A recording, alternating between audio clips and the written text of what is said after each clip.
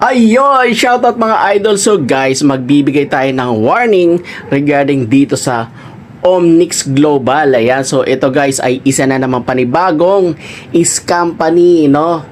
At ang kanilang front na CEO ay itong si Mark Taguinod, mga kapatid, no? Isa na namang front na CEO ng mga sindikato ng scam. So, ibig sabihin mga kapatid, ito ay binabayaran lang, ito ay pinangakuan kung ilang porsyento man yung ipinangako sa kanya na pwede niya maging parte kapag sila ay tapos na yung pang-i-scam. At ito nga mga kapatid, no, meron silang private, no, na Facebook group, itong Omnix Global Exclusive Community. So kadalasan dyan mga kapatid, no, yung mga nautulang nila, yung mga naengganyo lang nila yung kasali dyan. At ito nga kanilang Facebook group na naka-private ay ginawa lang nitong May 30. So sinasabi nga natin na itong Omnix Global ay kakapanganak lang, no? The same do sa kanyang CEO na bigla na lang naging CEO at expert pagdating sa trading. Ngayon, meron silang 3 admin. Itong mga dalawang dami at syempre yung kanilang CEO. At para nga magmukhang legit, ito kanilang modus na Ponzi scheme ay nagpa-register sila sa DTI. Ayan, so makikita niyo mga kapatid, no, na ang kanilang registration sa DTI ay May 30 din lang. At ang modus nitong Omnix Global ay merong 3 package. Itong 20% profit in just 5 days. Ayan. Itong boost package, no, na meron silang alok na 60% profit in just 10 days.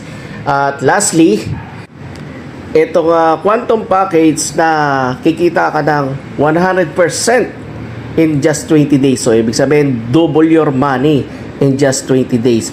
At bukod doon mga kapatid, maaari ka daw kumita dito ng 10% sa inyong mga nauto, no? May commission ka doon sa mga mauuto mo. At ito nga Omnix Global ay merong pattern ng pagiging pyramiding.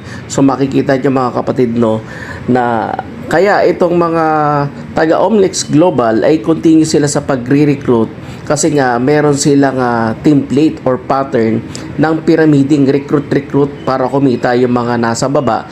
Syempre, mas lalong kikita yung nasa itaas nila.